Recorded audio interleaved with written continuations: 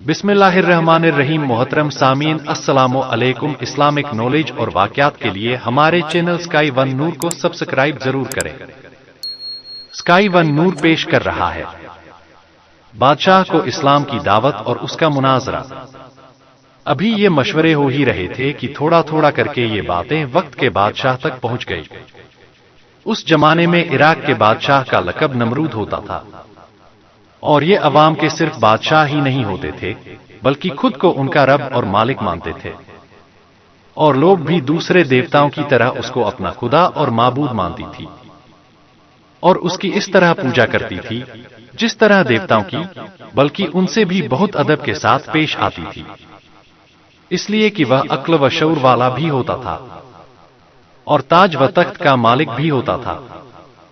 नमरूद को जब यह मालूम हुआ तो आपने आप से बाहर हो गया और सोचने लगा कि उस आदमी की पैगंबराना दावत व तबलीग की सरगर्मियां अगर इसी तरह जारी रहीं तो यह मेरे मालिक होने, रब होने, बादशाह होने और अल्लाह होने से भी सब लोगों को दूर कर देगा, और इस तरह बाप दादा के मजहब के साथ साथ मेरी यह हुकूमत भी गिर जाएगी। इसलिए इस किस्से को शुरू ही में खत्म कर देना बेहतर है। यह सोचकर उसने हुक्म दिया कि इब्राहिम को हमारे दरबार में हाजिर करो। इब्राहिम अलैहिस्सलाम से मालूम किया कि तू बाप दादा के दीन की मुखालफत किस लिए करता है और मुझको रब मानने से तुझे क्यों इनकार है। इब्राहिम अलैहिस्सलाम ने कहा कि मैं एक अल्लाह को मानने वाला हूं, उसके अलावा किसी को उसका शरीक नहीं मानता।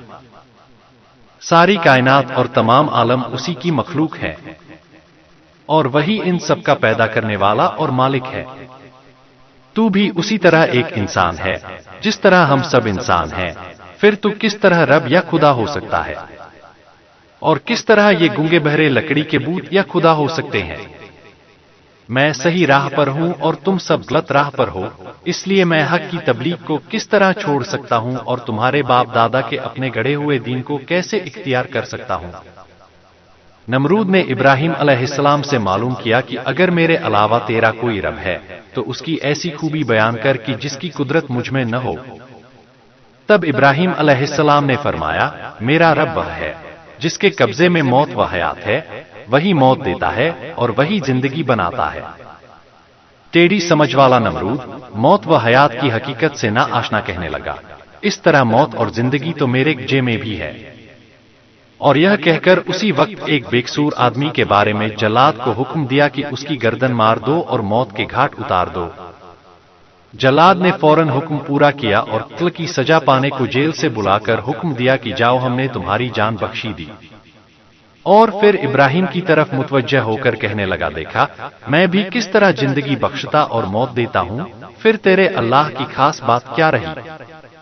इब्राहिम अलैहिस्सलाम समझ गए कि नमरूद या तो मौत और जिंदगी की असल हकीकत नहीं जानता और यह लोगों को गलतफहमी में डाल देना चाहता है, ताकि वे इस फर्क को समझ न सकें कि जिंदगी बख्शना इसका नाम नहीं है, बल्कि नासेहा करने का नाम जिंदगी बख्शना है। और इसी तरह किसी को कत्ल या फांसी से बचा लेना मौत का मालिक होना नहीं है।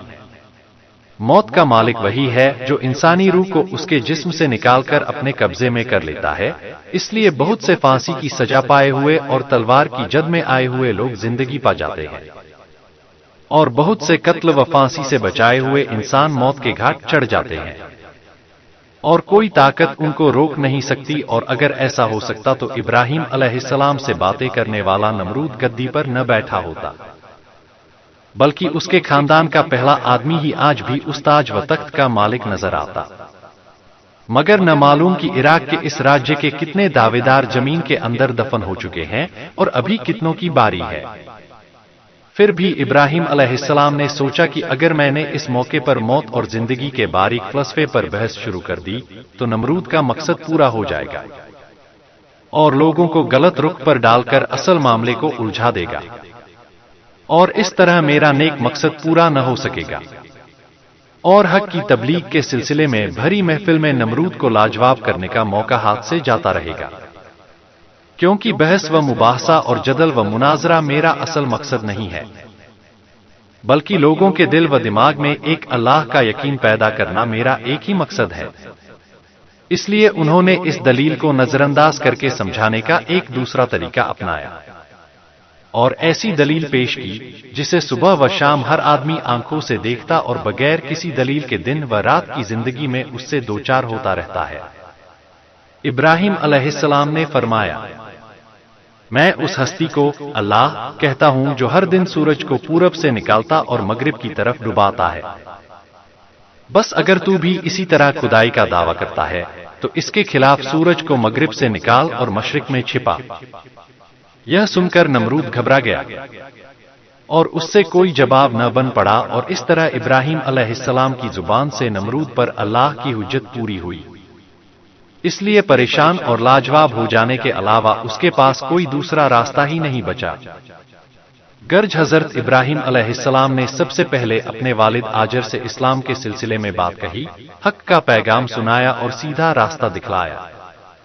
اس کے بعد عام لوگ اور سب لوگوں کے سامنے حق کو مان لینے کے لیے فطرت کے بہترین اصول اور دلیل پیش کیے، نرمی سے، میٹھی باتوں سے، مگر مضبوط اور روشن حجت و دلیل کے ساتھ ان پر حق کو واضح کیا، اور سب سے آخر میں بادشاہ نمرود سے مناظرہ کیا اور اس پر روشن کر دیا کہ رب ہونے اور معبود ہونے کا حق صرف ایک اللہ ہی کے لیے سب سے مناسب ہے، اور بڑے سے بڑے شہنشاہ کو بھی یہ حق نہیں ہے کہ وہ اس کی برابری کا دعویٰ کرے، کیونکہ وہ اور کل دنیا اسی کی مخلوق ہے۔